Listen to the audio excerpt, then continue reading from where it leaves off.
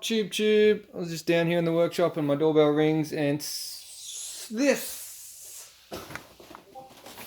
arrives. What is that? What? It's a Bing thing. That.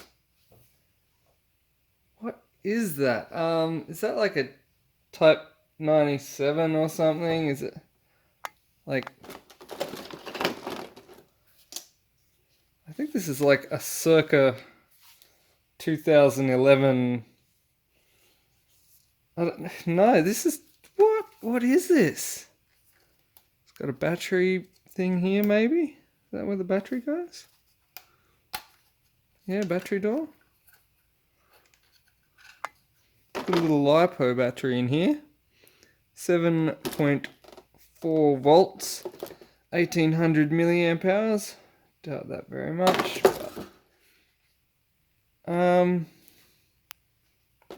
T-mag. Bullpup. Wow. Charging handle. This thing is old, but I think it's kind of like surprisingly good. Like I was expecting when I opened this up, I was expecting some sort of ABS plastic junk. This looks like this is nylon.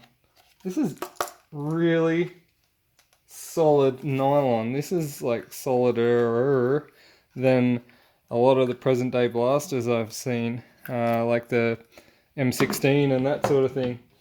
I want to juice this up and test it. Alright. Oh, it sounds not very ballsy, but let's have a look. What I will do is load this up and get to the chrono. Alright. Put some gels in that mag and load her up. Hey, I just noticed something.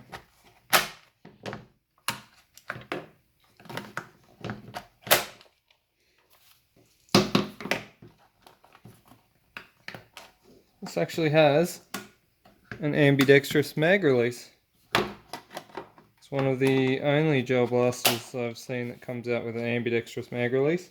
It is a little bit stiff. The mag release button seems to be a bit stiff, but I'm sure that will wear in. That side seems to work a bit better than this one, but that'll wear in. Now, does this mag prime? Oh, it does. And that also being down the middle of the blaster means that it's by default ambidextrous. Alright, let's take this to the chrono. Alright, let's see how we go with this. With the standard gearbox, standard 7-volt battery, all that.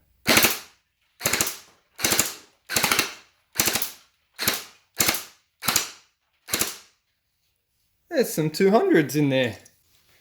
Now, despite the simplicity of this blaster, there's like no safety or anything. It's just, I can't even find a power switch on here. It's just battery in and trigger go. Seems to perform quite well. I want to look inside, as always. So let's crack on. It's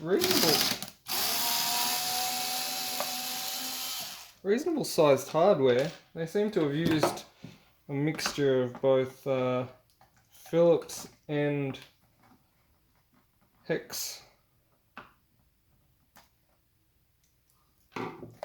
For reasons I don't quite understand.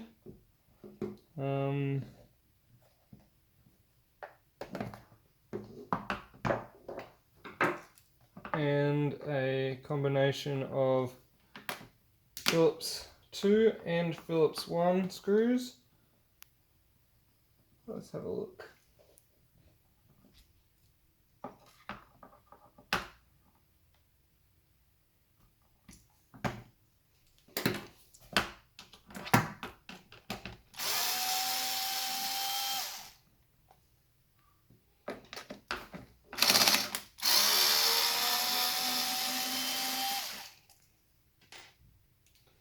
Different sized screws as well. Always makes reassembling fun.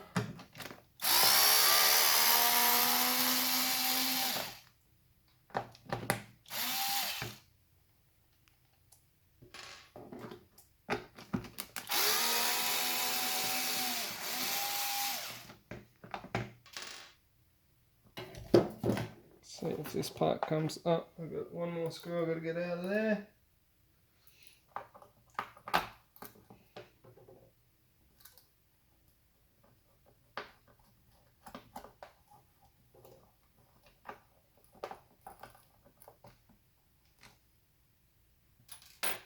So this rear section comes apart. This would be where I would imagine the motor would be.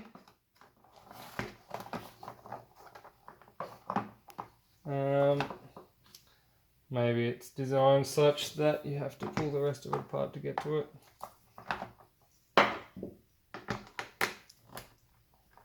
That's alright, I'll go with my usual routine of remove screws first, ask questions later.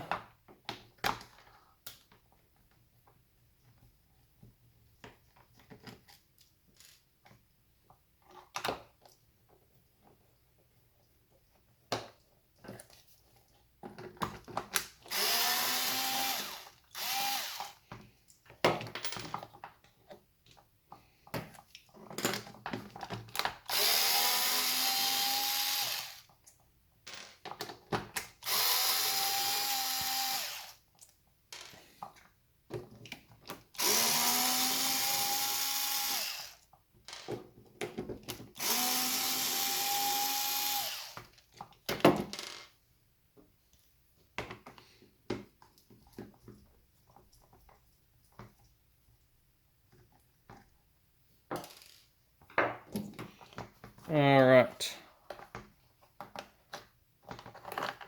Take the tiny little battery out of it.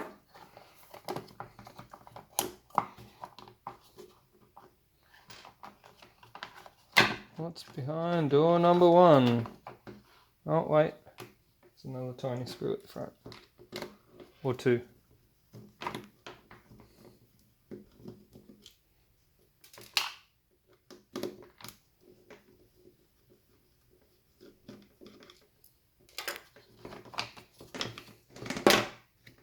Alright. Oh, so that is a safety. There is actually a functioning safety. It's just so... Oh, there you go. It's just so tight on the outside that I thought it was just for looks.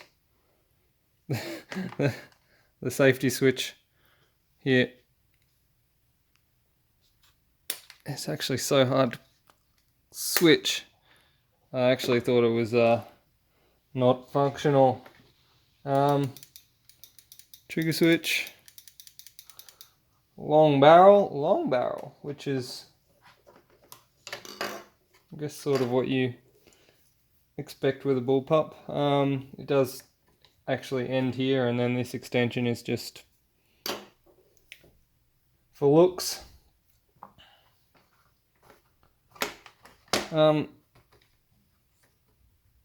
Nylon, I believe it.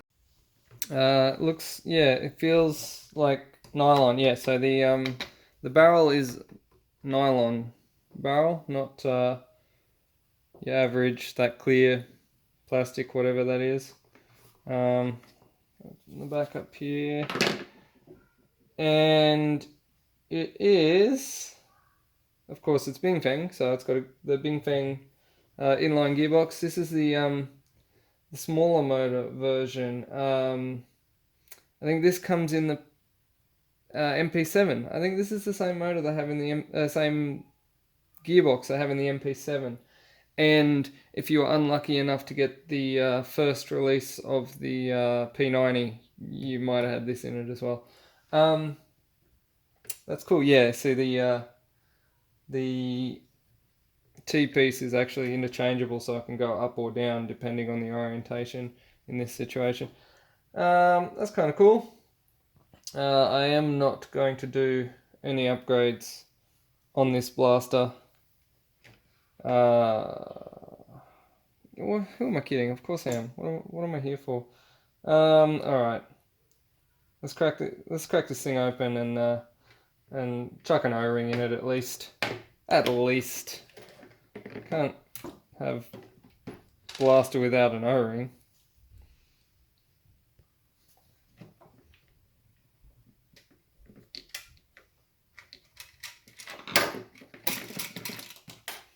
Alright. Everything magnetic is going to stick to the motor, so that's good. All of these wires are soldered on, so I can't easily disconnect them. Alright. We proceed.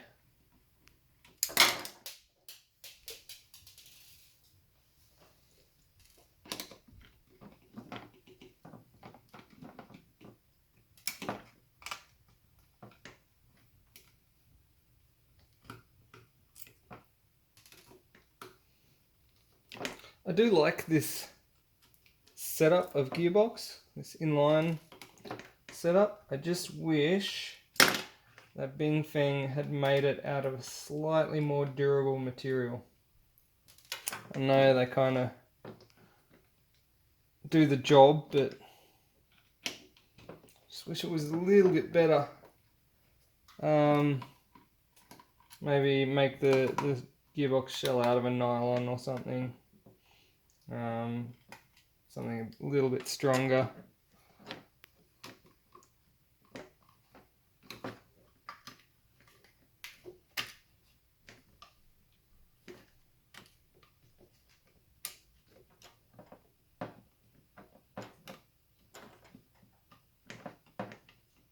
Alright, so the motor wiring actually obscures me from getting the gearbox apart. Alright. One of the bushings has fallen out.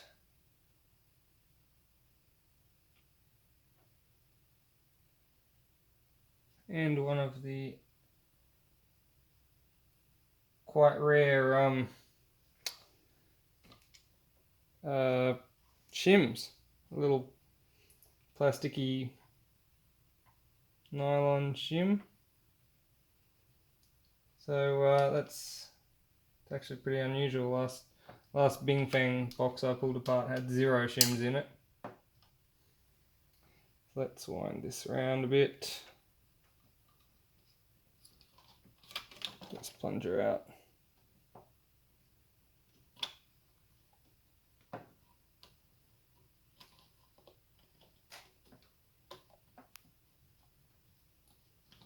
Shim out. That plunger head looks like it's got a reasonable O-ring on it. I want to get this cylinder out. I just have to get this T-piece off. There we go.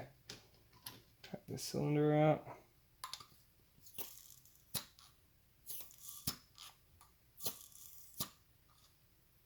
That's interesting. It is leaking. Seems to be leaking maybe out of the cylinder. I don't know. I'm going to chuck an O-ring in here anyway. And we'll see how we go.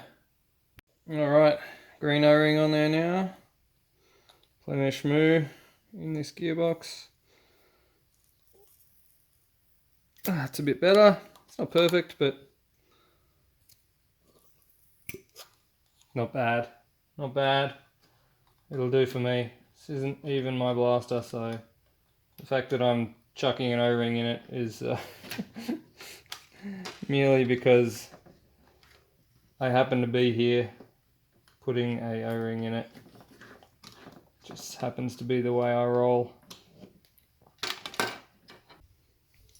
One of the things I do like about the design of these blasters, so they've sort of braced the back of the gearbox here. Bingfang tend to do that because if there's no bracing behind there, the springs break out of these weak plastic gearboxes and shoot out the back of the blaster.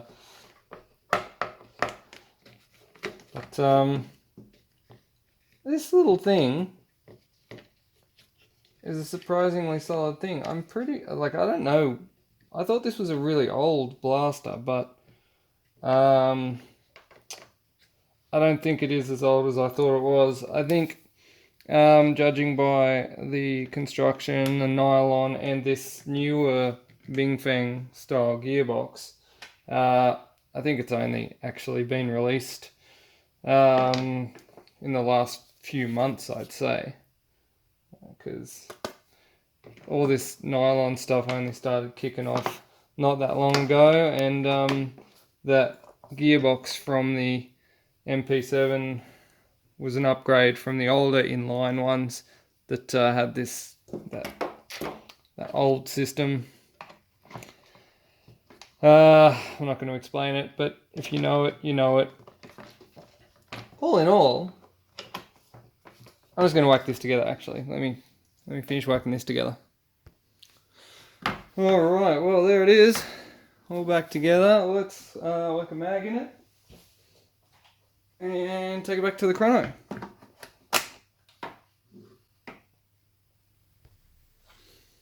Alright, here we go. Give it another crack after we've done the O-ring. Not a lot of difference. Sitting around the 200 mark. Well, there you have it. Type97. Something that's not an M4. Surprisingly good build quality for what it is. Probably not the greatest blaster, especially if you're thinking of like doing upgrades later on. There's not a lot in there that you can upgrade. That Bingfang gearbox kind of limits you to what you can and can't do. But all in all, I'm surprised if this is your thing. It's not a bad little blaster. Anyway, guys, that's it for me.